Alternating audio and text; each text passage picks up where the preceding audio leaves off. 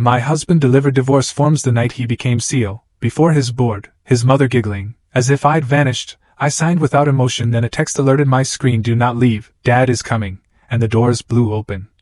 You guys, you will not believe the betrayal. My husband, Brent, had finally reached his lifelong dream of becoming CEO.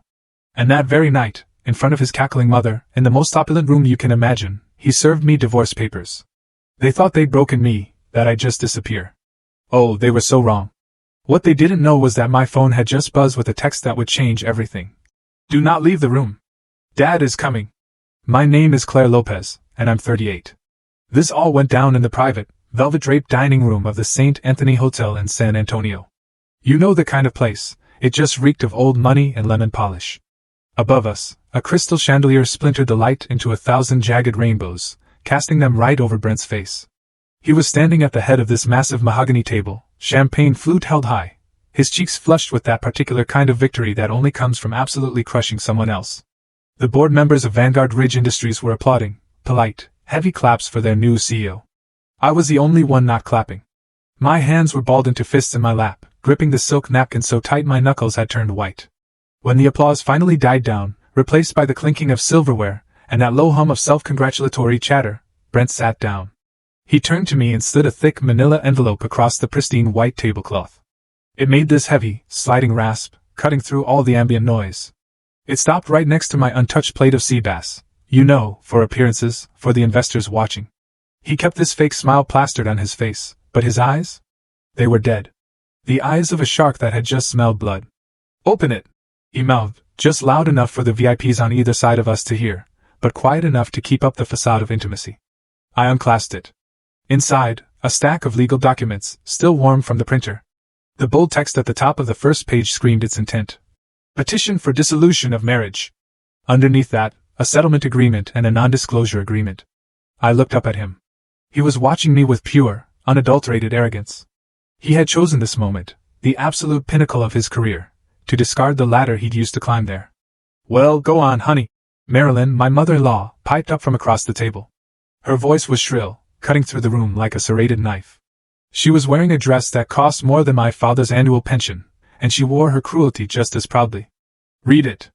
Unless the words are too big for you. A few of the board members chuckled nervously, unsure if this was a family joke or a public execution. Marilyn took a sip of her wine, her eyes gleaming with malice. I picked up the document. I didn't need to read every word to understand what was happening. I'd spent years analyzing risk, reading the fine print of contracts far more complex than this petty attempt at extortion. I scanned the key clauses. It was a trap. A beautifully constructed, vicious trap. The terms were insulting, bordering on criminal. I'd get the marital home, this sprawling property on the north side of the city that I knew for a fact was leveraged to the hilt with 3 different mortgages. It wasn't an asset, it was a sinking ship of debt. There was a lump sum of $50,000, framed as a generous parting gift, and a monthly stipend that wouldn't even cover the property taxes on the house they were dumping on me. But the real kicker was the NDA. In exchange for this financial ruin, I was to agree to a lifetime of silence. I could never speak about Vanguard Ridge. I could never speak about Brent's tenure. I could never speak about the irregularities I'd seen over the last decade. If I signed, I was agreeing to be erased.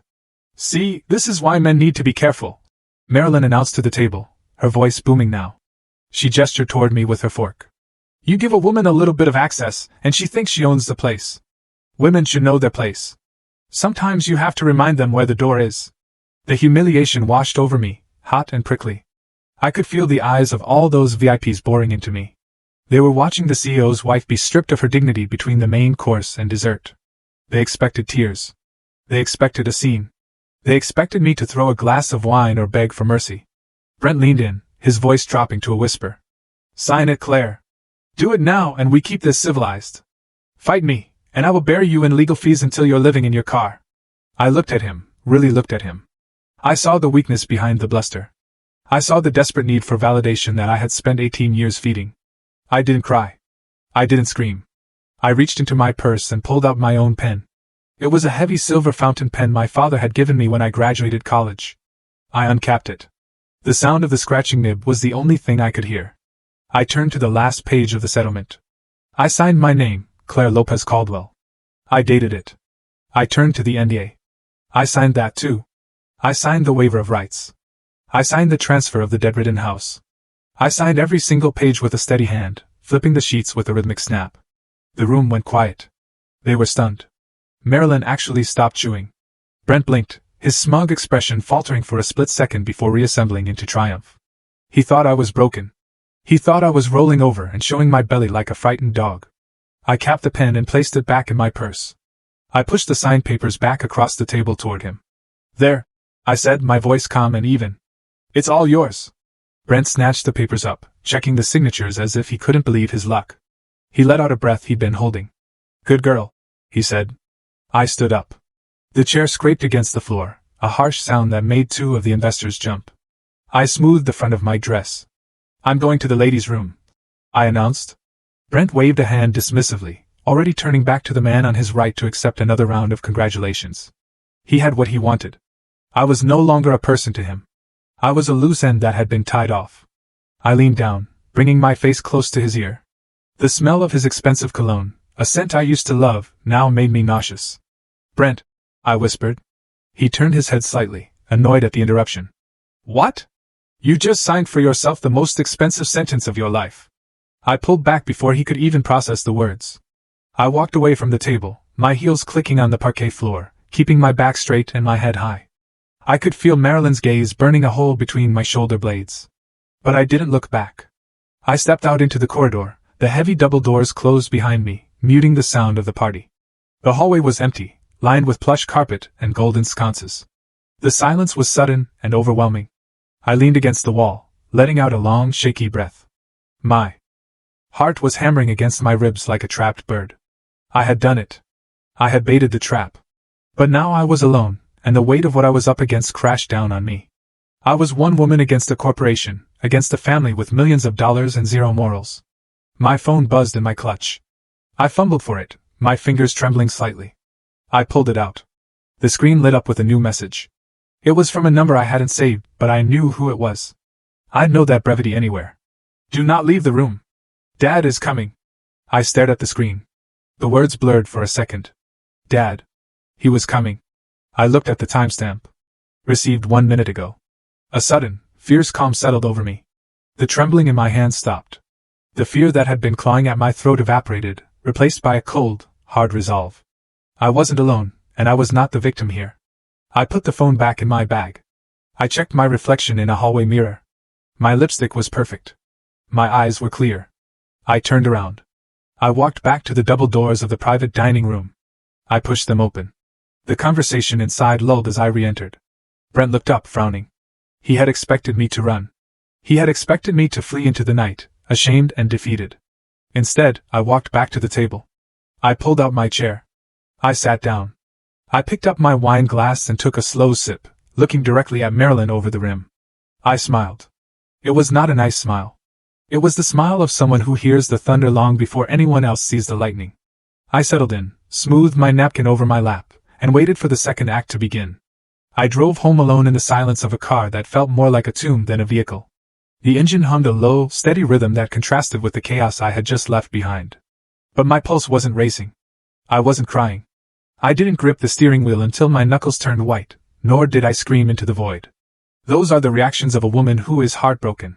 I wasn't heartbroken. I was calculating. When I pulled into the driveway of the sprawling colonial house on the north side, the house that Brent had so graciously bestowed upon me along with its crippling mortgages, I didn't turn on the lights. I walked through the foyer in the dark, my heels clicking on the marble with a sound that echoed like a metronome. I navigated the space by memory, bypassing the living room where we used to host Christmas parties, and the dining room where Marilyn had criticized my table settings for 15 years. I went straight to the master bedroom, into the walk-in closet, and pushed aside a row of winter coats I would never wear again. Behind a false panel in the wall, which Brent believed was just access to the plumbing, sat a heavy steel safe. I spun the dial, left to 32, right to 14, left to 88. The lock tumbled with a satisfying, heavy click. I pulled the door open, bypassed the jewelry box containing the diamond earrings Brent had given me after his first affair, and reached past the stack of emergency cash. My hand closed around a thick, black accordion folder. I called it the marriage file. I carried it to my home office, a room Brent rarely entered because he found it boring. He assumed I used this space to plan charity galas or organize the household budget. That was the greatest mistake of his life. You see, the Caldwell family had always viewed me through a very specific, very narrow lens. To them, I was Claire the housewife. Claire the support system. Claire the woman who looked good in a cocktail dress and knew when to nod politely. They believed my degree in economics was just a piece of paper I'd acquired to pass the time before finding a husband. They didn't know about Maryline Advisory. For the past 7 years, under a maiden name and through a remote, encrypted server, I had been working as a senior risk analyst for Maryline, a boutique firm that specialized in forensic auditing for distressed corporations. I didn't just understand numbers. I understood how people hid them. I spent my days hunting for the exact kind of rot that Brent was trying to cover with cologne and charisma. I sat down at my desk and turned on my laptop. The blue light washed over the black folder as I unzipped it. Inside wasn't a collection of love letters or photos. It was a graveyard of financial impropriety. I had been suspicious of Brent for a long time, but not for the reasons he thought. He thought I was jealous of his late nights. I was actually suspicious of the documents he would bring home, the ones he would slide across the kitchen table on a Tuesday evening with a casual air, asking me to sign as a witness or a spousal beneficiary. He'd say things like, "Oh, this is just standard compliance for the new merger," or, "Legal needs this for the insurance audit." I had signed them, but I had also scanned them. I spread the papers out on the desk. Tonight wasn't about discovery. Tonight was about assembly. I needed to build the weapon before the sun came up. I picked up a stack of printed emails. I'd gained access to his private server 3 years ago when he was too lazy to change his password from the name of his first dog. I began to sort them into piles. Pile 1, the shell companies. Invoices from a company called Apex Logistics, based in a post office box in Delaware. Vanguard Ridge had paid Apex over $400,000 in the last fiscal year for consulting services. I knew for a fact that Vanguard didn't use external logistics consultants. Pile 2, the kickbacks. Transfers of $10,000, $15,000, always just under the limit that would trigger an automatic IRS flag, sent to accounts linked to members of the city council, just before zoning permits were approved for Vanguard's new factories. I reached for my phone and dialed a number I had memorized but never saved in my contacts. It was nearly 1 o'clock in the morning, but I knew he would be awake. Miles Rohr answered on the second ring. His voice was gravelly, the voice of a man who spent too much time arguing with federal prosecutors. "Did you sign the papers?" he asked. No pleasantries. Miles wasn't a man for small talk. "I did," I said, cradling the phone between my shoulder and ear as I highlighted a line item on a bank statement. "I signed everything. The settlement, the waiver, the NDA." "Good," Miles said. "Now they think you're neutralized. They'll get sloppy. They'll stop looking over their shoulders because they think they've bought your silence." "He's terrified." "He's terrified, Miles," I said, my finger tracing a transaction date. "He practically threw the papers at me. He needed me out of that company tonight." "Tell me what you found," Miles commanded. I looked at the spread of documents. "It's not just embezzlement," I said, my voice dropping an octave as the realization crystallized. "I'm looking at the vendor list. He's been funneling money into a proprietary research project called Project Obsidian. On paper, it's R&D. But looking at the procurement orders, he's buying military-grade components that Vanguard isn't licensed to possess." There was a long silence on the other end of the line. "Claire," Miles said slowly, "if he's moving restricted tech without a license, that's not civil court. That's federal prison. That's treason adjacent." "I know," I said. "But that's not the worst part." I pulled a document from the bottom of the stack. It was a digital printout I'd recovered from his deleted items folder just 2 days ago. It was a compliance certification for a government contract, specifically for the supply of guidance chips to a defense contractor. It's a document that requires the signature of the chief financial officer and the independent compliance officer. At the time, this was dated 6 months ago, the compliance officer was on medical leave. I stared at the signature line at the bottom of the page. The name signed there was C. Lopez. My maiden name. I felt a cold chill slide down my spine, colder than the air conditioning in the room. "Miles," I said, my voice barely a whisper. "I'm looking at a federal compliance certificate. It's dated November 12th of last year." "And?" Miles prompted. "It has my signature on it," I said. "Did you sign it?" "No," I said firmly. "On November 12th, I was in Chicago visiting my sister. I was nowhere near the office. I've never seen this document in my life." I heard the sound of a chair creaking as Miles sat up straight. "He forged your signature?" Miles asked. "No," I said, leaning in closer to the paper, examining the loops of the C and the sharp slant of the L. "It's not a forgery. It looks exactly like my handwriting. He must have used a digital stamp from one of the house deeds or insurance papers I signed years ago. He lifted my signature and pasted it onto a federal document to bypass the audit. The implication hit me with the force of a physical blow.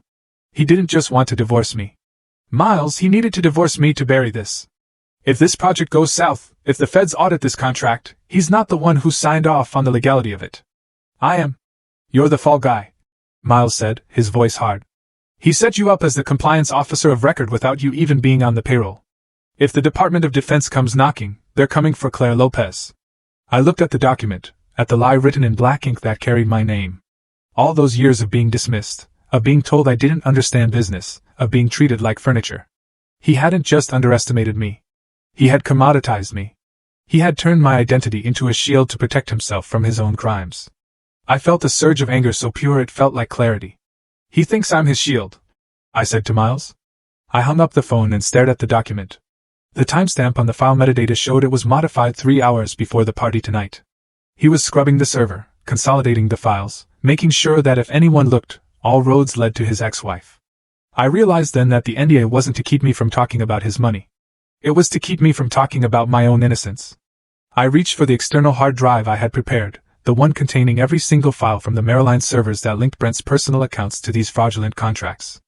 I am not the shield, I whispered to the empty room. I am the sword. And then I saw it. In the bottom corner of the certification, in microscopic print, was a reference code. It linked to a secondary server, one I hadn't been able to access before. But now, looking at the pattern of the code, I recognized it. It was his birthday backwards, combined with the date of our wedding. Even in his crimes, he was sentimental about his ownership of me. I typed the code into the terminal. The screen flashed, and a new folder opened. My breath caught in my throat. This wasn't just a contract. This was a list of bribes. And right at the top, authorized by a signature that looked terrifyingly like mine, was a transfer of $2 million to an offshore account in the Cayman Islands. I had him. I had him dead to rights. But I also knew that if I moved too early, he would claim I was a bitter ex-wife planting evidence. I needed to wait for him to activate the final phase of his plan. I closed the laptop. The darkness of the room rushed back in. But I wasn't afraid of the dark anymore. I knew exactly what was hiding in it. I sat in the leather chair of my home office, the silence of the empty house pressing against my ears. The adrenaline from the hotel and the discovery of the forged signature was beginning to settle into a cold, heavy stone in my stomach. I looked at the wedding photo on the corner of the desk. It was from 18 years ago. We looked so young. Brent looked terrified, and I looked adoring. If you look closely at that photo, you could see the dynamic that would define the next 2 decades of my life. I was leaning in, holding him up, and he was looking at the camera, waiting for the applause. I met Brent when Vanguard Ridge wasn't an industry titan, but a struggling startup bleeding cash in a rented warehouse on the outskirts of Austin. He was charming, ambitious, and completely disorganized. He had big ideas about component manufacturing, but no idea how to manage cash flow or navigate regulatory compliance. I was 20 years old, a junior analyst with a brain that worked in spreadsheets and risk probabilities. I fell in love with his potential. That, my friends, is the most dangerous thing a woman like me can do. I fell in love with the project of him. For the first 5 years, I wasn't just his wife. I was his uncredited chief financial officer. I worked a full day at my own job, then came home and worked until 2 in the morning fixing his books. I built the financial architecture that saved the company. I designed the cost-cutting protocols that made his first quarter profitable. I created the forecasting models that he used to secure his first $1 million loan. I remembered the night he won Entrepreneur of the Year. I had written his acceptance speech. I had coached him on the cadence, on where to pause for effect, on how to look humble yet commanding. He stood on that stage, the spotlight hitting his perfect teeth, and thanked his parents. He thanked his mentors. He thanked his golf buddies. He did not thank me. When I asked him about it later in the car ride home, he laughed it off. He said, "Babe, it's about the brand. Investors need to see me as the singular visionary. It confuses the market if they think I'm leaning on my wife. You understand, don't you?"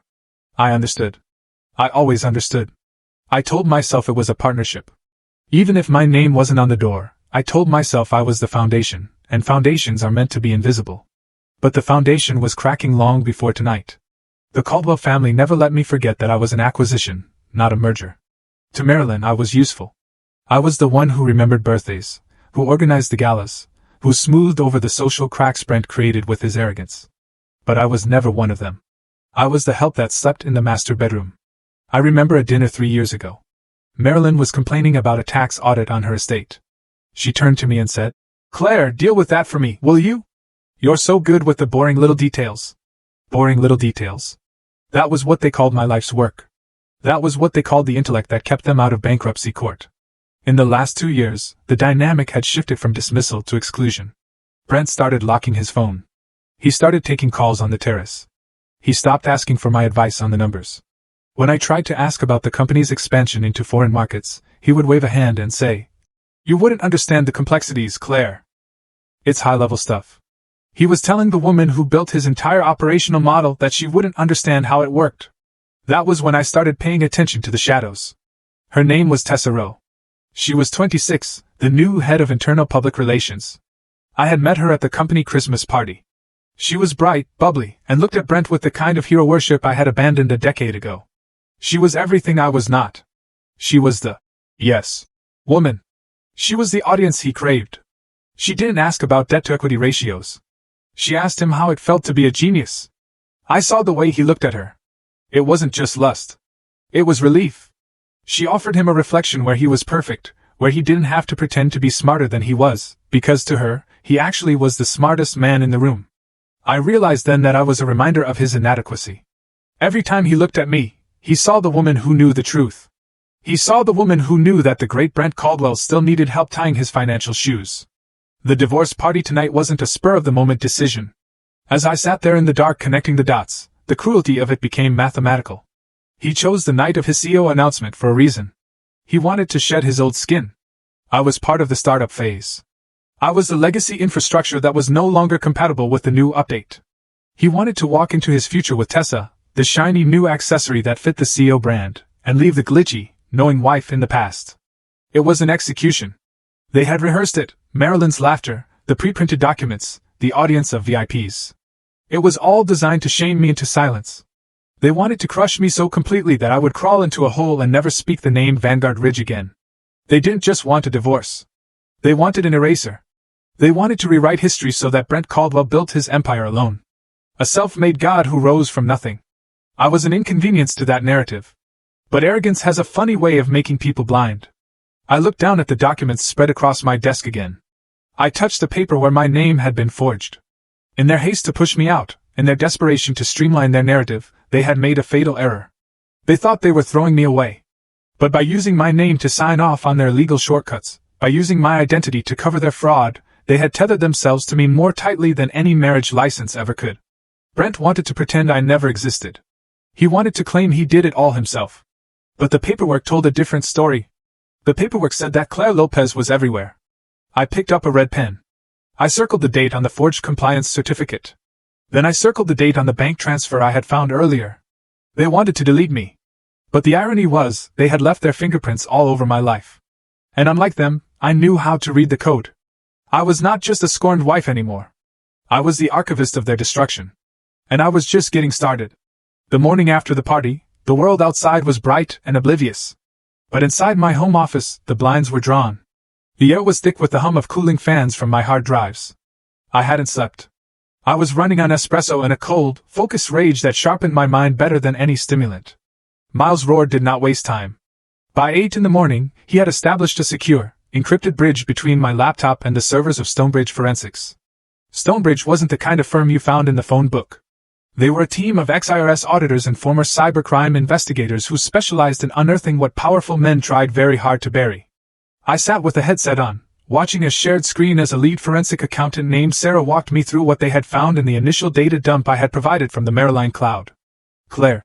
Sarah's voice was crisp, professional, and entirely devoid of pity. That's how I knew she was good. Are you looking at line item 42? I am looking at it, I said, zooming in on the spreadsheet. It's a vendor payment to a company called Northstar Logistics. We ran a background check on Northstar, Sarah said. It does not exist. The address listed is a vacant lot in Nevada. The tax ID number belongs to a deceased man from Florida. But in the last 18 months, Vanguard Ridge has paid them 3 separate installments totaling $1.2 million. I felt a tightness in my chest. 3 payments, $1.2 million. Where did the money go? I asked, though I already suspected the answer. It bounced, Sarah explained, highlighting the flow of funds in red. It went from Vanguard to Northstar, sat there for 24 hours, and then was transferred to a consulting firm in Panama. From there, it was broken up into smaller amounts, $9,000 here, $8,000 there, and funneled into incentive funds for executive bonuses. I stared at the screen. It was a classic round-tripping scheme. Brent was taking company money, washing it through a ghost vendor, and bringing it back to pad his own pockets and the pockets of his inner circle. It was theft, plain and simple. But then Sarah pulled up a new document. This is where it gets dangerous for you, Claire. Look at the authorization for the Northstar contract. I looked. It was a vendor approval form. And there at the bottom was the signature of the reviewing officer, C. Lopez. My stomach dropped. He had used my name to authorize the theft. It gets worse. Sarah continued. We found a folder labeled Regulatory Compliance hidden in a subdirectory of the server. She opened it. Inside were dozens of PDF files, safety certifications for factory equipment, environmental impact statements, labor standard audits. Every single one of them bore my signature or my digital stamp. I sat back in my chair, the blood draining from my face. These were not just internal memos. These were federal requirements. If the factory was dumping chemicals illegally, or if the equipment failed and injured a worker, the investigation would go straight to the person who signed off on the safety checks. That person was me. I started typing furiously, searching the email archives I had downloaded for any mention of these documents. I needed to know the intent. Was this just laziness? Was he just using my stamp because it was convenient? I found an email chain from 6 months ago. It was between Brent and his chief operations officer, a man named Gary, whom I had hosted for dinner a dozen times. The subject line was, Audit concerns regarding Northstar. Gary had written, Brent, the auditors are asking why we're using an unverified vendor for logistics. We need a sign-off from risk management, or this is going to get flagged. I held my breath as I scrolled down to Brent's reply. Don't worry about it. He had written, I'll handle the sign-off. I have Claire's stamp. Put it on the paperwork. No one looks twice at the wife's signature. She's just a rubber stamp to them anyway.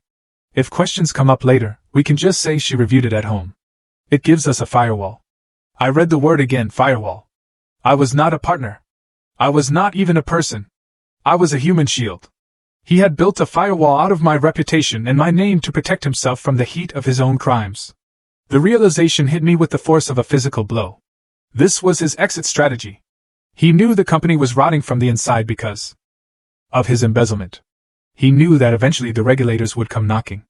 And when they did, he planned to stand there, the grieving, betrayed CEO, and say, I had no idea.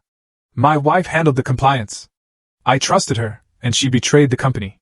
He would walk away with the money. I would go to prison for fraud and embezzlement. I picked up my phone and texted Miles. He is framing me. It is not just the house. He is setting me up to take the fall for federal crimes. Miles replied instantly. Keep digging. We need a timeline. Prove premeditation. I turned back to my screens. I opened a new blank canvas and started building a timeline, placing every forged signature, every wire transfer, and every major life event on a single horizontal axis. January 15th. Brent transfers $300,000 to the Panama account. January 16th. A compliance form for Foreign Corrupt Practices Act is signed by C. Lopez. March 3rd. Brent buys Tessa a diamond bracelet worth $40,000. March 4th. Another forged signature on a vendor approval form. I kept adding data points. The pattern was undeniable. Every time he stole money, he forged my name within 48 hours to cover the paper trail. Then I looked at the recent dates. 2 weeks ago, Vanguard Ridge announces the board vote for the massive acquisition of a rival tech firm, a deal worth $400 million. 1 week ago, Brent creates a file named Full Liability Release C. Lopez. Last night the divorce papers are served, including the NDA and the waiver of all claims. The pieces click together like the tumblers of a safe. The acquisition? If Vanguard bought this rival company, the due diligence process would be intense. Auditors would crawl through every inch of Vanguard's books. They would find the Northstar payments. They would find the fake safety audits. Brent needed me divorced and silenced before that deal closed. He needed that full liability release signed so that when the auditors found the fraud, he could produce the document and say, We discovered my ex-wife's misconduct. We removed her from the family, and she accepted liability. The divorce was not the end of the relationship. It was the final step in the frame-up. I looked at the company calendar on the shared drive. Next Friday, 10 o'clock in the morning, special board meeting to vote on the acquisition of Cyberdyne Systems. That was the deadline. If that vote happened, the acquisition would go through. The external auditors would come in. They would find the mess, and by then, Brent would have my signed divorce papers in one hand and the forged compliance docs in the other. He would close the lid on my coffin and nail it shut. I stared at the date, next Friday. I had 7 days. 7 days to dismantle a lie that he had spent 18 years constructing. My phone buzzed. It was a notification from the Stonebridge team. "Claire," Sarah typed in the chat box. "You need to see this. We just found the agenda for the board meeting. Look at item number 4. I opened the document. Item 4. Ratification of all prior compliance certifications and risk assessments conducted by the external advisor C. Lopez. They were going to vote to fast-track the approval of all the documents I had supposedly signed. Once the board voted to ratify them, they became company law. The lie would be cemented in the corporate record forever. I felt a cold sweat break out on the back of my neck. He was not just going to let me take the fall if things went wrong. He was actively engineering a vote that would make it impossible for me to ever deny those signatures. I grabbed my phone and dialed Miles. "Miles," I said, my voice shaking with the intensity of the discovery. "They are voting next Friday. They are going to ratify the forgeries. Then we have to stop that meeting," Miles said. "No," I said, staring at the screen, my eyes narrowing. "If we stop the meeting, he will just hide the evidence. He'll shred the documents. He'll claim it was a clerical error." I looked at the timeline I had built. I looked at the email where he called me a rubber stamp. "We let the meeting happen," I said. A dangerous idea forming in my mind. "Claire, that is suicide," Miles warned. "No," I said. "It is a trap. But this time, I am not the one walking into it." I hung up. I looked at the calendar. 7 days. Brent thought he was the only one who could play the long game. He thought he was the only one who understood leverage. But he had forgotten the first rule of risk analysis. The most dangerous variable is the one you think you have already controlled. I was that variable. And I was about to become very, very uncontrollable. 2 days after the party, the silence of the house was broken by the ringing of my phone. The screen flashed with the name, Brent. It was 11 in the morning on a Tuesday. In the old days, a call at this hour meant he'd forgotten where he left his golf clubs, or needed me to remind him of a donor's name. Today, it felt like a probe sent into deep water to see if it hit a mine. I let it ring 3 times before picking up. I needed to sound groggy, defeated. I cleared my throat and answered. "Hello?" I said, keeping my voice soft and slightly uneven. "Claire?" His voice was warm, dripping with that manufactured concern he used on shareholders when earnings were down. "I just wanted to check on you. I know the other night was intense. I wanted to make sure you're holding up." He wasn't checking on me. He was checking on his firewall. "I'm fine, Brent," I said, leaning back in my office chair. My eyes were fixed on the screen where the Stonebridge Forensics timeline was glowing in high definition. "I'm just trying to process everything. It's a lot to pack up 18 years in a weekend." "I know," he said, and I could hear the relief in his voice. He thought I was wallowing. "Listen, I noticed some activity on the shared cloud server. Just some old files being accessed. I assumed that was you just grabbing some personal photos?" There it was. The real question. "Oh, that," I said, making my voice sound dismissive. "Yes, I was looking for the tax returns from 3 years ago. My accountant said I need them to properly calculate the capital gains on the house you gave me, since it's so leveraged. I need to make sure I don't get hit with a bill I can't pay." There was a pause. I could hear him calculating. Tax returns were boring. Tax returns were safe. They were not secret compliance certificates. "Right," he said. "Well, make sure you only take what's yours, Claire. We don't want to violate the NDA by having you in possession of proprietary company data." "I wouldn't dream of it," I lied. "I just want this to be over, Brent. I just want to move on." "Good," he said. "That's good. You're being sensible." He hung up. He thought he had reassured himself. He thought the mouse was cowering in the corner. He didn't know the mouse was currently building a guillotine. An hour later, the doorbell rang. It wasn't a polite ring. It was a long, insistent press that demanded attention. I checked the security camera. Marilyn. I opened the door. My mother-in-law stood there in a cream-colored Chanel suit that cost more than the average American made in 3 months. She didn't wait for an invitation. She breezed past me into the foyer, her eyes scanning the house as if she were appraising a property she intended to foreclose on. "I see you're still here," she said, peeling off her leather gloves.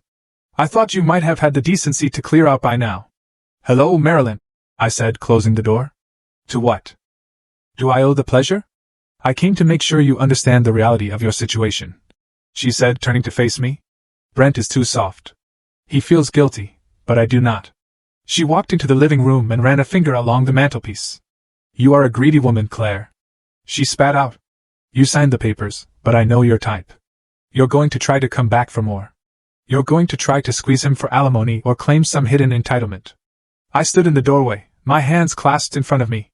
I activated the voice recorder on my smartwatch with a subtle tap of my right index finger against the glass face. Marilyn, I said, keeping my tone perfectly even. I signed everything. I took the house with the debt. I took the $50,000. What more could I possibly take? She laughed, a harsh, barking sound. You think $50,000 is a lot? It's lunch money. You have no idea what Brent is worth now, and you never will. That's the point.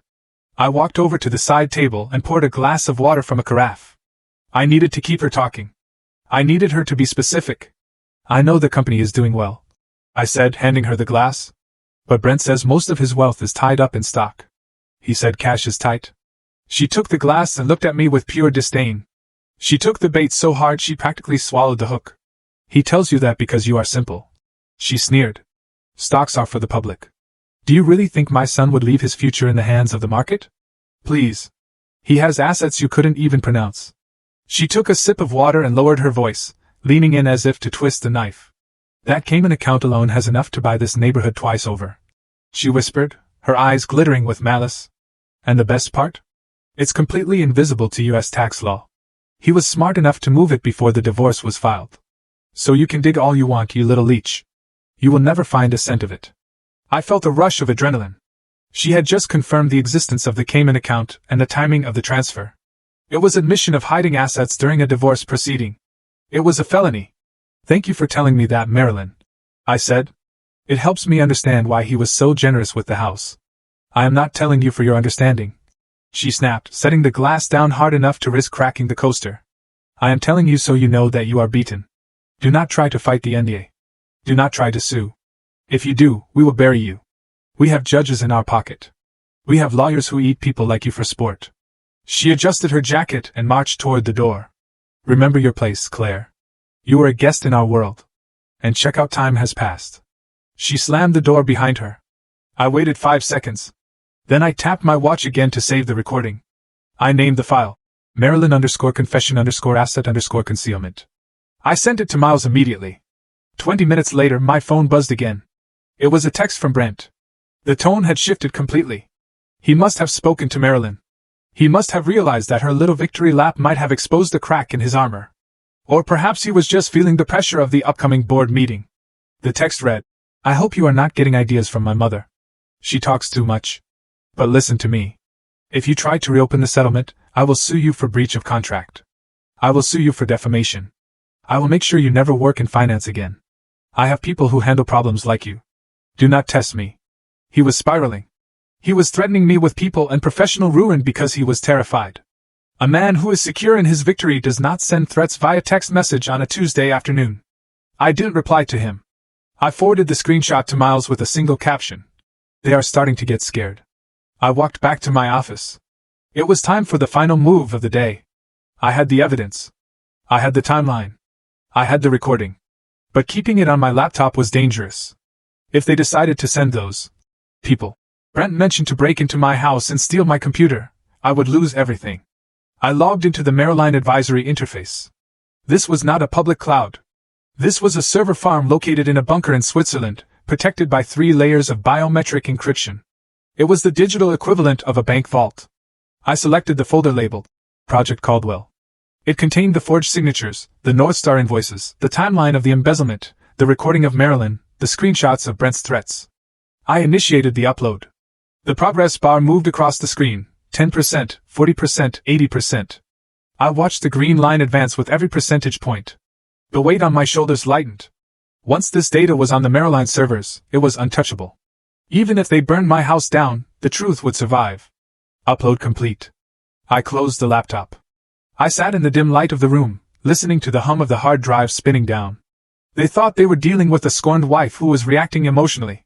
They did not realize they were dealing with a professional risk analyst who had just backed up her entire case off-site. I stood up to stretch, feeling the first pang of hunger I had felt in 2 days. I walked toward the kitchen. My phone buzzed again. I paused. I assumed it was Brent again, coming back with another threat. Or maybe Marilyn realizing she had said too much. I picked up the phone. It was a text message, but the number was not Brent's. It was not Marilyn's. It was not Miles'. It was a number I did not recognize. I opened the message. "We need to talk. I have the files he told me to delete." I stared at the screen. The files he told me to delete. There was only one person who would have access to files that Brent would order deleted. One person who was close enough to receive those orders, but perhaps scared enough not to follow them. It was not a friend. It was the enemy. But in a war like this, sometimes the enemy of your enemy is the only weapon you have left. I stared at the text message from the unknown number for a long time. The name, Tessero, felt like a shard of glass in my mouth.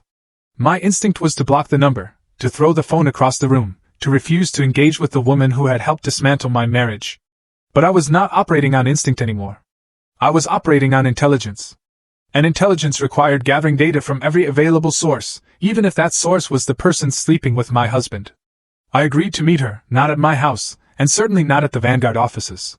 I chose a small, 24-hour diner on the edge of the industrial district, a place where truckers and shift workers ate pie at 3 in the morning. It was neutral ground, unpretentious, and far removed from the country club circuit where Marilyn might have spies. I arrived 15 minutes early. I sat in a booth facing the door, my back against the wall. I ordered black coffee and waited. When Tessa walked in, she did not look like the shiny, triumphant trophy I had seen in the society pages. She was wearing a trench coat belted tight around her waist, and her hair, usually blown out to perfection, was pulled back in a messy knot. She wore dark sunglasses, even though it was overcast and raining outside. She looked over her shoulder twice before she spotted me. She slid into the booth opposite me. She took off her sunglasses and I saw the dark circles under her eyes. She looked terrified. I didn't offer a greeting. I just watched her. "I didn't think you would come," she said, her voice shaking slightly. She signaled the waitress for water, her hands trembling as she smoothed the napkin on the table. "I'm curious, Tessa," I said, keeping my voice flat. "Usually the mistress waits until the ink is dry on the divorce papers to do a victory lap. Or did you come to ask for advice on how to get red wine stains out of the carpets?" She flinched. It was a small, satisfying reaction, but she recovered quickly. "I'm not here to fight with you, Claire," she said, leaning across the table. "And I'm not here to brag. I'm here because I think I'm in trouble." I took a slow sip of my coffee. "You're sleeping with a married man who is currently under internal investigation for embezzlement.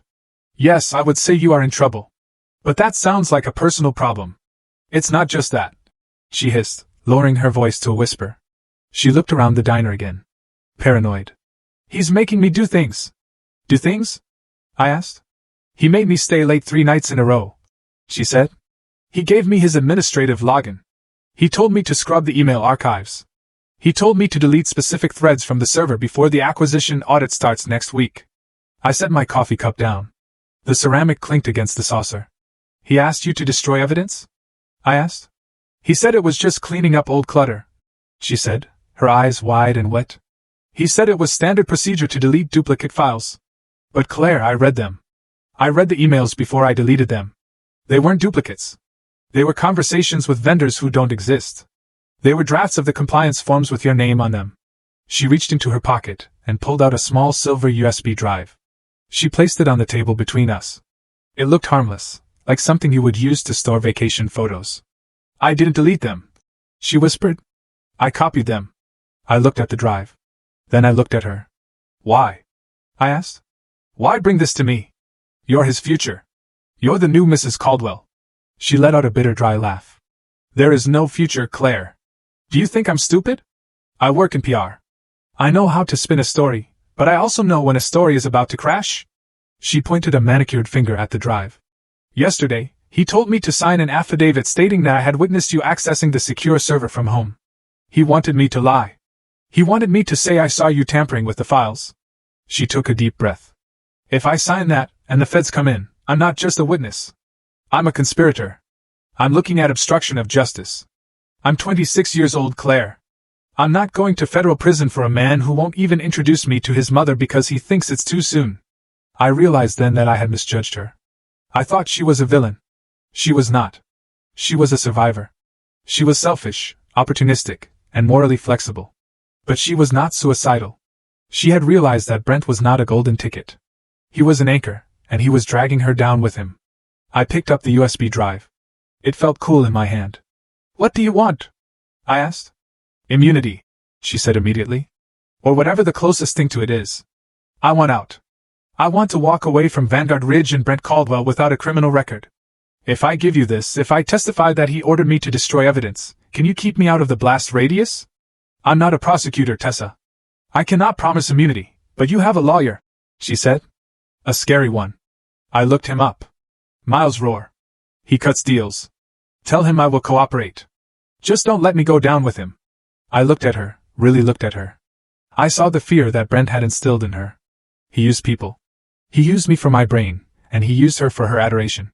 And when we became inconvenient, he tried to dispose of us. I pocketed the drive. "I'll talk to Miles," I said. "If this drive contains what you say it does, we can probably position you as a whistleblower rather than a co-conspirator, but you have to do exactly what I say." "I will," she said, relief washing over her face. "You go back to work," I instructed. "You act normal. You pretend you deleted the files. You let him think he's safe. If he asks you to sign anything else, you say you need to check the wording. Stall him, but do not sign." I stood up. I didn't thank her. She wasn't doing this for me. She was doing it to save her own skin. But in a war, you don't check the purity of the ammunition. You just load the gun. I walked out of the diner and got into my car. I plugged the USB drive into my laptop and connected to the secure hotspot. I initiated a remote session with Stonebridge Forensics. "Sarah," I said into my headset.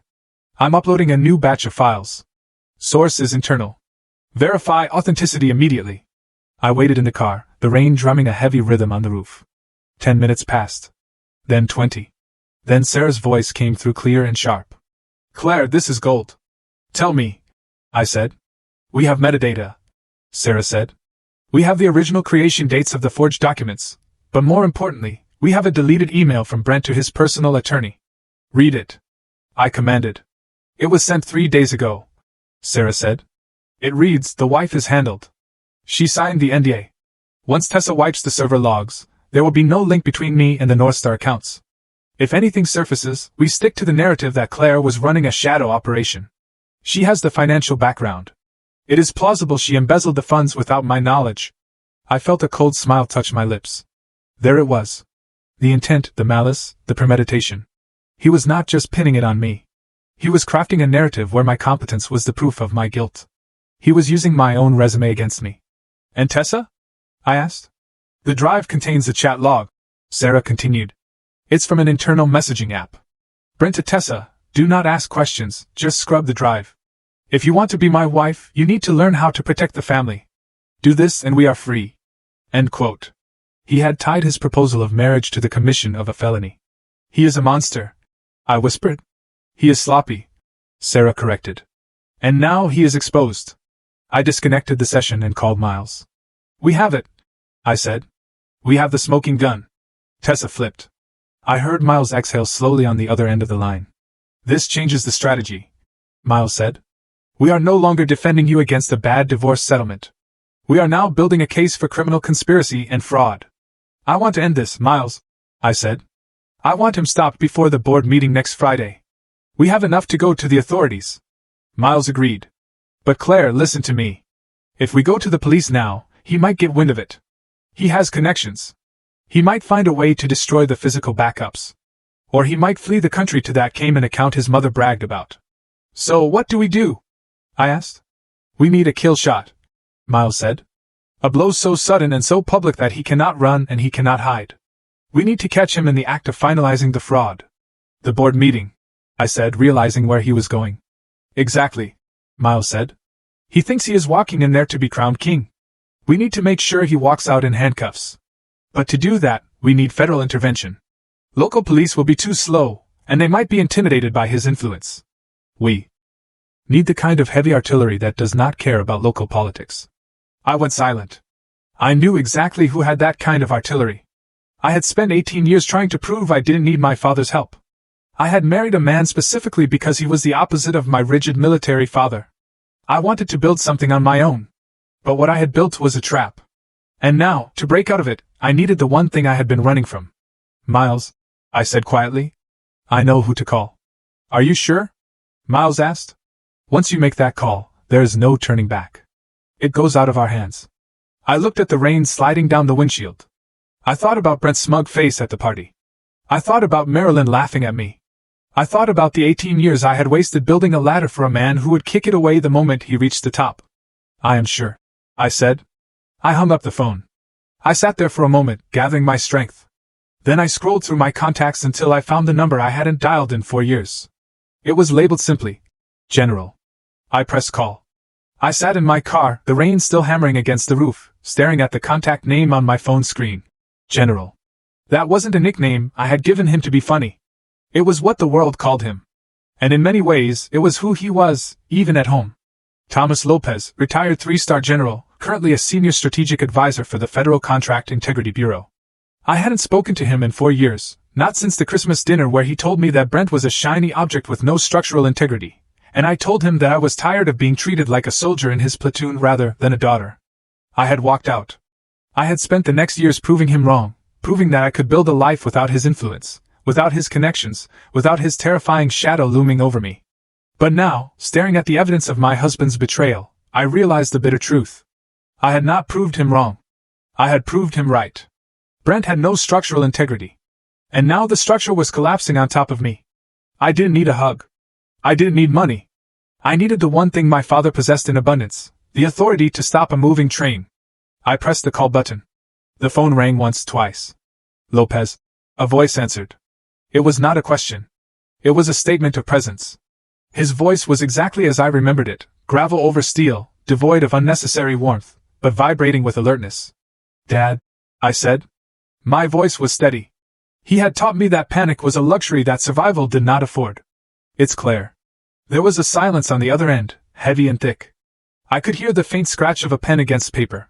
Then it stopped. Claire, he said. The tone did not shift. Are you safe?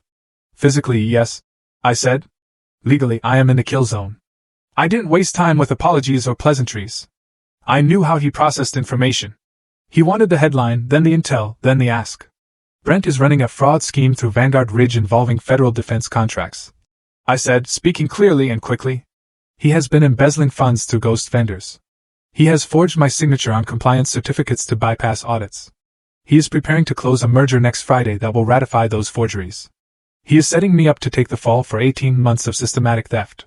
The silence returned. It stretched for 10 seconds, then 20. I didn't feel it. I waited. Volume? He asked.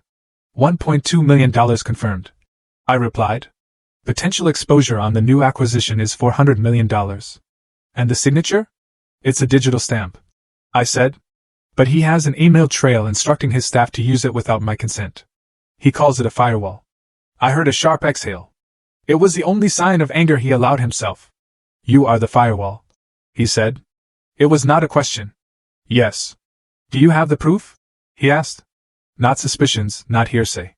Do you have hard data that stands up in a federal court? I have the Maryline server logs. I said. I have the bank transfers. I have a recording of his mother admitting to concealed assets. And as of 30 minutes ago, I have a USB drive from his mistress containing direct orders to destroy evidence of federal noncompliance. Send it, he commanded. Secure channel. Do you still remember the encryption key I gave you? I never forgot it. I said. Send the summary. I am at the bureau. I will look at it now. He didn't hang up. He put the phone down on his desk. I could hear the typing of a keyboard. I opened my laptop, tethered it to my phone, and initiated the transfer to his private, secure Dropbox. Sent, I said. For 5 minutes, the only sound on the line was the hum of his office air conditioning and the occasional click of a mouse. I sat in the dark car, my heart pounding a slow, heavy rhythm. This was the point of no return. Once Thomas Lopez saw this, it was no longer a family dispute. It was a federal operation. Finally, his voice came back on the line. It was colder now, lethal. The girl, he said. Ro. She is the witness. She's scared. I said. She wants a deal. If this drive is authentic, he said, she just handed us the intent. Without this, it is a messy divorce with some financial irregularities. With this, it is conspiracy to defraud the United States government. This triggers the FCIB mandate. We have jurisdiction. I let out a breath I didn't know I was holding. Jurisdiction. That was the magic word. It meant the local police, who played golf with Brent, were out of the equation. It meant the state courts were bypassed. What do I do? I asked. Nothing, he said sharply. Dad, the board meeting is in 7 days. They are going to vote. Let them, he said. If you move now, he destroys the backups. He claims the USB was stolen or planted. He lawyers up and drags this out for 5 years while your reputation rots. You need him to feel safe. You need him to walk into that room thinking he has won. He's threatening me, I said. He's trying to scare me into silence. Good, my father said. Fear makes men sloppy, but arrogance makes them dead. Let him be arrogant. Do not engage. Do not fight back. Let him think you are broken. He thinks I am weak, I said, the bitterness rising in my throat. You are a Lopez, he said. Use the camouflage. He paused, and for a brief second, the general receded and the father stepped forward just an inch. I read the file. Claire, you built that company's entire financial structure. Yes, I said. And he thinks he can tear it down and bury you under the rubble without you noticing. Yes. Then he is a fool, he said. And we are going to teach him a lesson in structural failure. The meeting is at the headquarters, I said. Friday, 10 in the morning. He's planning a celebratory toast right after the vote. I know the protocol, he said. I will handle the logistics. You just ensure you are in that room. He might not let me in, I said. He wants me gone. He will let you in, my father said, his voice dropping to a low growl. Because he wants to gloat. He wants to see you defeated. Give him that satisfaction. Walk in there with your head down. Sign whatever he puts in front of you if you have to. Make him believe the trap has snapped shut. And then? You wait for the door to open. Who is coming? I asked, though I already knew. I am coming, he said. And I am bringing the cleaners. He meant the tactical team, the agents who secured scenes and executed federal warrants. Dad, I said, feeling a sudden wave of emotion. Thank you? Do not thank me yet. He cut me off. We execute on Friday. Until then, you are a ghost. You do not talk to your lawyer about the specifics of the raid. You do not talk to the girl. You stay in that house and you let him dig his grave a few feet deeper. Understood? Understood, I said. The old reflex was back. The soldier responding to the commander. Claire, he said, just before he cut the connection. Yes? When that door opens on Friday, he said, his voice hard as flint. Do not look at the floor. Do not look at your husband. You look straight ahead. You look at me and do not blink. I won't, I said. The line went dead. I lowered the phone. My hand was no longer trembling. The fear that had been gnawing at my stomach for 3 days was gone, replaced by a cold, quiet certainty. Brent had his board members. He had his mother. He had his millions in the Cayman Islands. But I had the United States government. And more importantly, I had a father who had been waiting 4 years for a reason to remind the world that nobody messes with his blood. I started the car. The engine roared to life. I drove home, not as a victim returning to the scene of the crime, but as a forward observer marking the target for an airstrike. The elevator ride to the 42nd floor of the Vanguard Ridge headquarters felt less like an ascent and more like being loaded into a sleek, glass-walled chamber of a revolver. It was Friday morning, 10 o'clock sharp. The city of San Antonio sprawled out below me, a grid of gray and green under the relentless Texas sun. But inside the building, the air was conditioned to a crisp, sterile 68 degrees. I adjusted the cuff of my blazer. I had chosen a soft dove-gray suit. It wasn't a power suit. It was the color of a shadow, of someone fading into the background. It was exactly what Brent wanted to see. When the elevator doors slid open, the reception area was buzzing with a frenetic energy. The acquisition vote was scheduled for noon, followed by a press conference. Staffers were running back and forth with headsets, carrying trays of catering and stacks of press kits. But I wasn't led to the main boardroom. Brent's personal assistant, a young woman who looked at me with a mixture of pity and curiosity, guided me to the executive antechamber. Mr. Caldwell is waiting for you in the private lounge, she said softly. I walked in. The room was expansive, dominated by a long table made of imported teak and a view that cost more than my father's pension. Brent was standing by the window, adjusting his tie in the reflection of the glass. He turned as I entered, flashing a smile that didn't quite reach his eyes. Claire, he said, walking over with his arms slightly open, as if he were greeting an old business partner rather than the wife he was actively defrauding. Thank you for coming. I know this is unorthodox, but the legal team insisted. He wasn't alone. Marilyn was sitting in a leather armchair in the corner, looking like a queen regent presiding over an execution. She was wearing a blood-red dress that clashed violently with the neutral tones of the room. "Let's not pretend this is a social call, Brent," Marilyn said, her voice cutting through his performance. She stood up and walked toward the table, her heels sinking into the plush carpet.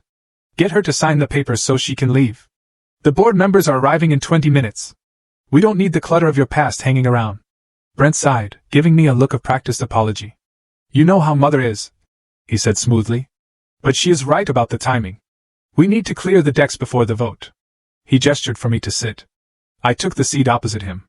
I kept my hands in my lap, clasping them together to stop them from shaking. Not from fear, but from the sheer effort of suppressing the rage that was boiling in my veins.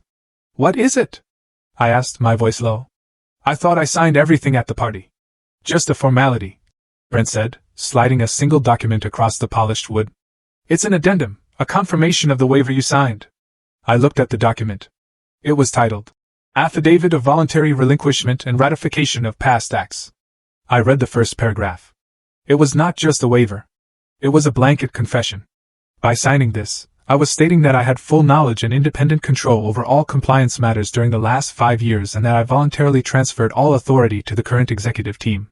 It was the final nail. If I signed this, I was retroactively taking responsibility for every forged document, every fake safety audit, and every illegal transfer. I was handing him a signed confession that he could show the FBI if they ever came knocking. "I see," I said. "You want me to confirm that I'm walking away from the projects I started?" Brent nodded, leaning forward, his eyes locked on mine. He turned on the charm, the voice he used to close deals. "It's for your own good, Claire. This separates you completely. If the company grows, if we take risks, you are not liable. I am doing this to protect you. I want you to have a clean slate." He was lying so effortlessly. It was almost impressive. Marilyn snorted from the side. "Protect her? You are too kind, Brent. She should be grateful we are not charging her for the years she spent riding your coattails." She looked at me, her eyes narrowing. "Sign it, Claire. Sign it and disappear. Go find a nice little accountant to marry. Leave the empire building to the adults." I looked at the pen Brent had placed next to the paper. It was a Mont Blanc, heavy and black. I picked it up. I hesitated just for a second. This was the moment. Dad had said to let him feel safe. Dad had said to let the trap snap shut. But I was not going to sign my own death warrant without leaving a key for the coroner. I uncapped the pen. "I will sign," I said softly. Brent exhaled, his shoulders dropping 2 inches. "Excellent." I turned the page. I did not just sign the bottom. I initialed the bottom right corner of the first page. Then I initialed the second page. To the untrained eye, to Brent and Marilyn, I was just being thorough. I was being the boring, little detail-oriented wife they despised. But I was not just initialing. I was adding a tiny, almost invisible vertical slash after the date on each page. It was a notation Miles and I had used for years in our internal drafts to denote content under review, or signature disputed. It was not a legal voiding of the document, but to a forensic document examiner, it would create a pattern. It would prove that I had read the pages and marked them in a specific way that contradicted the idea of a blind, happy agreement. I reached the final signature line. Brent was watching the pen tip like a hawk. Marilyn was tapping her foot impatiently. I wrote my name, Claire Lopez Caldwell. I finished the signature with a flourish, capping the pen with a loud click that echoed in the quiet room. I pushed the document back across the table. "There," I said. "You are free of me." Brent grabbed the paper. He scanned the signature, checking to make sure it was legible. A slow, wide grin spread across his face. He looked like a man who had just cheated death and won the lottery in the same afternoon. He stood up, clutching the paper to his chest.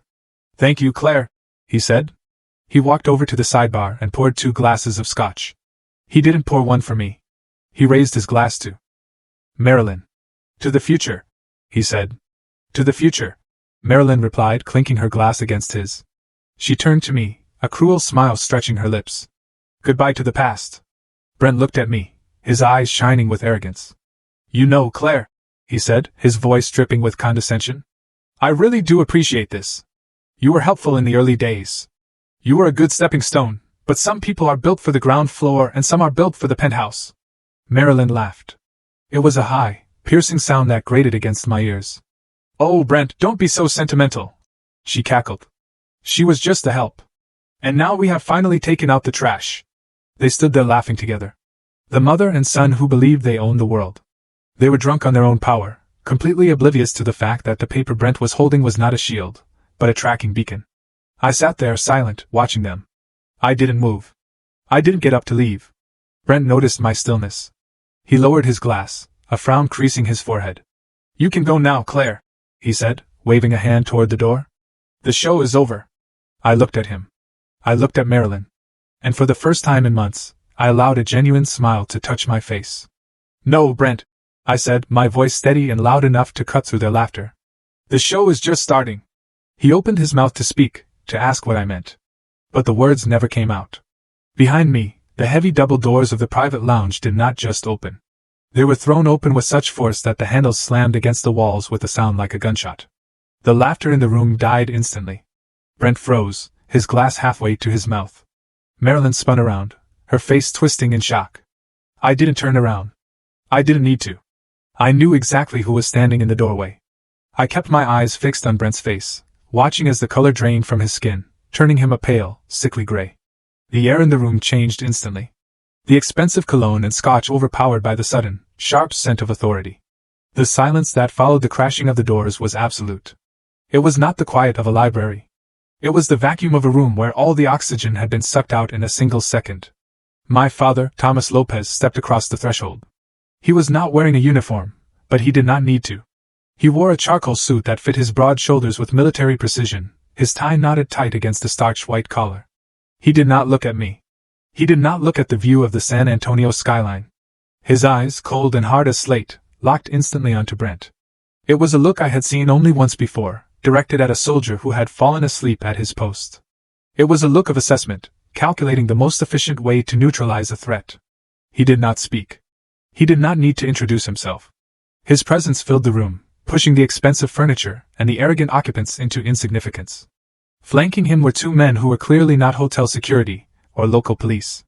They wore dark blue suits that were cut to conceal, but the bulge of shoulder holsters was unmistakable to anyone who knew what to look for. On their lapels, they wore small silver pins, the insignia of the Federal Contract Integrity Bureau. They did not draw their weapons, but their hands rested near their waistbands. Their posture, relaxed yet coiled, ready to spring. They moved with a synchronized fluidity that screamed federal training. One of the agents, a man with a buzz cut and a face carved from granite, stepped forward. He held up a leather wallet, flipping it open to reveal a gold badge and a photo ID. "Federal agents," he announced. His voice was flat, carrying to the back of the room without shouting.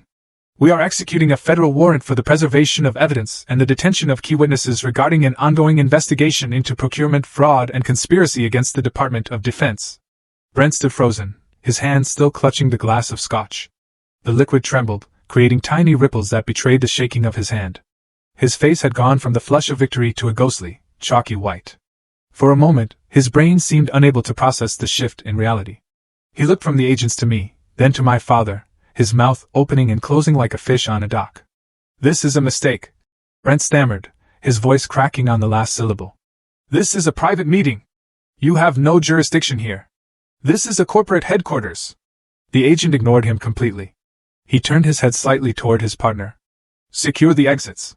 No one leaves. No digital devices are to be touched." Marilyn, who had been sitting like a queen on her throne, suddenly scrambled to her feet. Her face was a mask of indignation, but her eyes darted around the room with the panic of a trapped animal. "Do you know who we are?" she shrieked, her voice shrill and breaking. "You cannot just burst in here with guns. We are the Caldwells. I will have your badges for this. I will call the mayor." She reached into her purse, presumably to grab her phone. The second agent moved. He covered the distance between the door and the armchair in 2 long strides. He did not touch her, but he placed himself directly in her path, looming over her. "Ma'am, put your hands where I can see them," the agent ordered. His tone was not a request. "Attempting to access a communication device during the execution of a federal warrant will be considered obstruction of justice. Do not make me handcuff you." Marilyn froze. She looked at the agent. Then she looked at me. Her expression shifted from anger to a dawning of horrifying realization. She looked at me as if I were a monster she had accidentally summoned from the deep. "You," she whispered, pointing a shaking finger at me. "You did this, you ungrateful little witch." My father finally moved. He walked past the agents, past the table where the signed papers still lay, and stopped 3 feet from Brent. He did not shout. He did not raise a hand. He just stood there, a monolith of judgment. Brent, trying to regain some shred of his authority, straightened his spine. He set the glass down on the table with a clatter. General Lopez, Brent said, trying to make his voice sound deep and reasonable. I assume this is some sort of dramatic negotiation tactic on behalf of your daughter, but I assure you, bringing armed men into my office it is not a negotiation. My father interrupted. His voice was low. A rumble of thunder that you feel in your chest. And these are not my men. They belong to the United States government. And you, Brent, are about to become their property. What are you talking about? Brent demanded, though the sweat beading on his forehead told a different story. I have done nothing wrong. My company is about to close a $400 million acquisition. That acquisition is built on a foundation of sand and stolen taxpayer money, the lead agent said. He stepped up to the table and placed a document on the teak surface. It was a search warrant. We have authorized access to all Vanguard Ridge servers, the agent continued.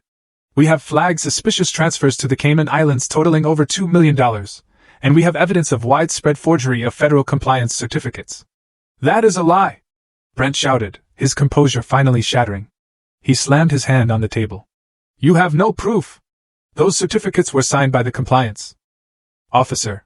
If there are errors, talk to her. He pointed a finger at me. Talk to my wife. She handled the compliance.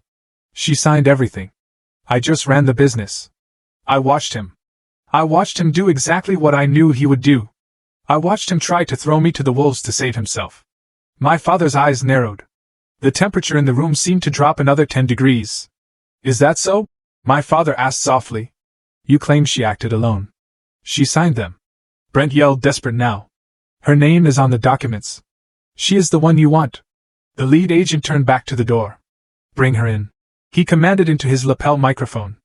The door opened again. Brent turned, expecting perhaps another agent, or maybe a lawyer.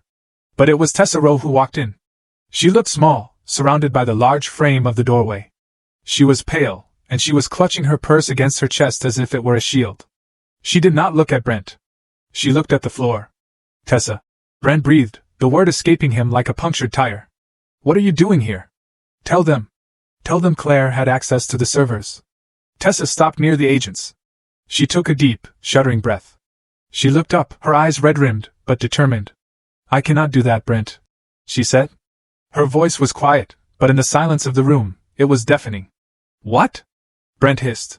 I gave them the USB drive, Tessa said. She looked at him then, and there was no love in her eyes. Only the cold instinct of survival. The one you gave me yesterday. The one with the emails where you ordered me to delete the evidence of the forgeries. The one where you told me to frame Claire. Brent stared at her. His mouth fell open. The betrayal hit him harder than the agents ever could. He staggered back a step, bracing himself against the window. You, he whispered. You little traitor. I did what you taught me, Brent, Tessa said, her voice trembling. I looked out for number one. The room fell silent again. The evidence was in the room. The witness was in the room. The trap was not just shut. It was welded tight. My father took one step closer to Brent. He invaded Brent's personal space, forcing Brent to look up into the eyes of a man who had commanded thousands of soldiers. You thought she was weak, my father said. He gestured toward me without looking away from Brent. You thought because she loved you, because she supported you, that she was soft. You used my daughter's name as a shield to hide your own greed. My father leaned in, his voice dropping to a whisper that carried the weight of a judgment day. But you forgot one thing about shields, son.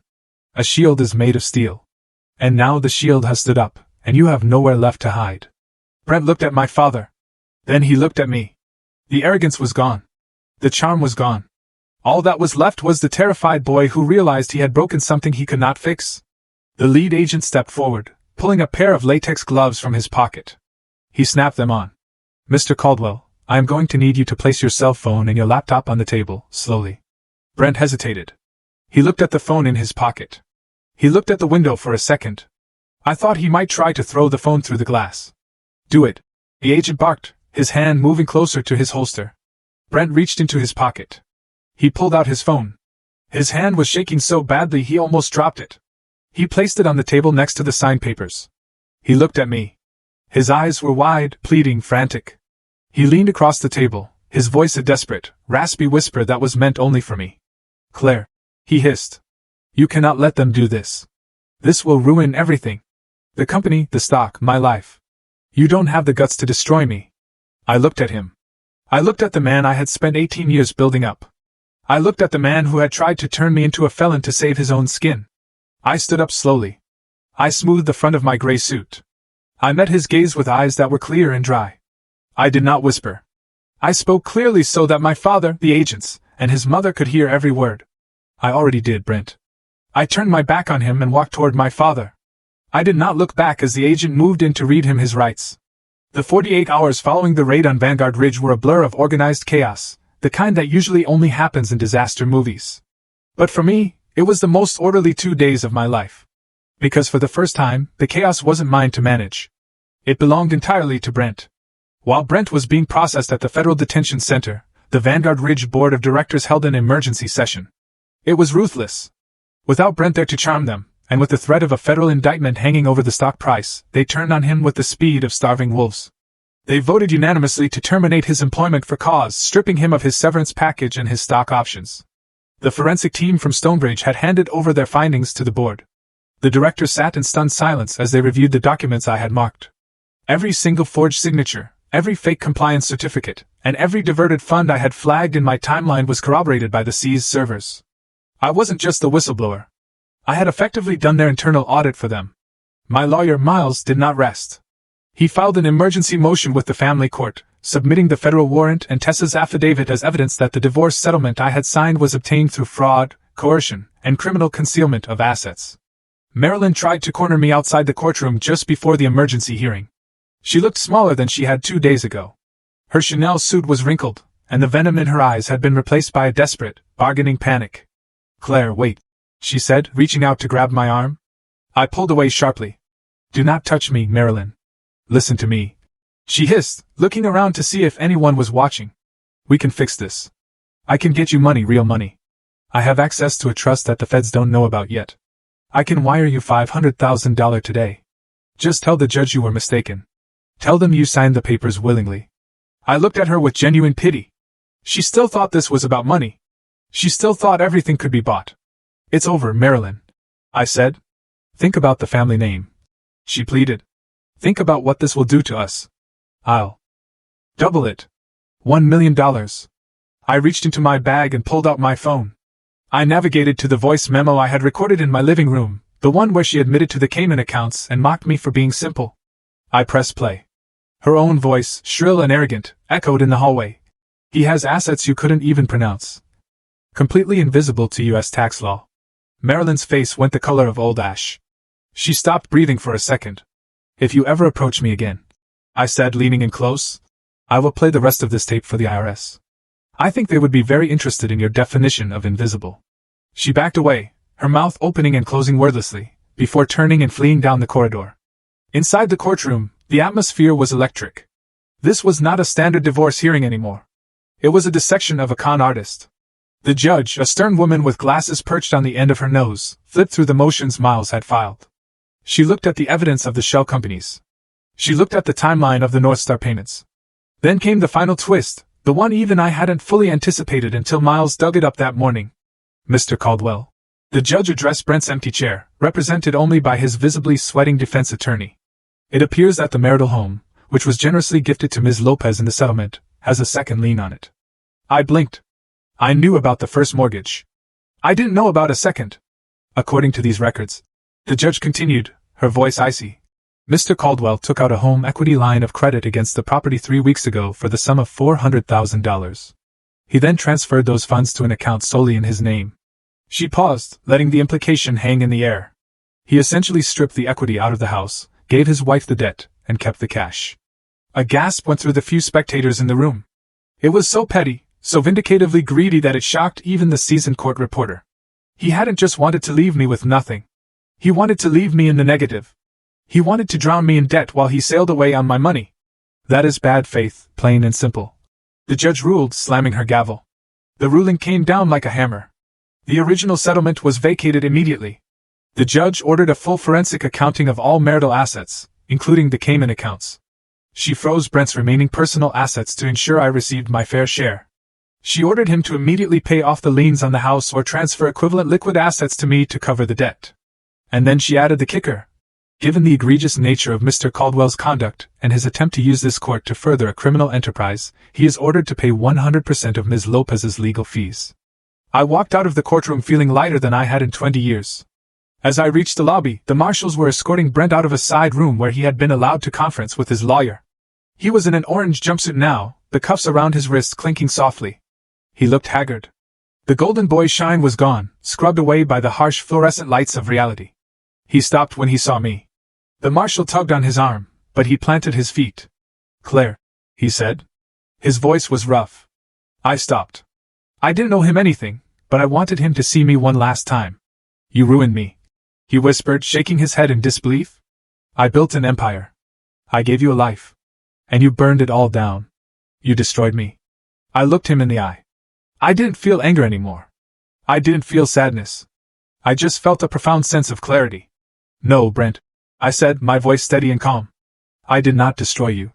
I just stopped covering for you. You did the rest yourself." The marshal pulled him away.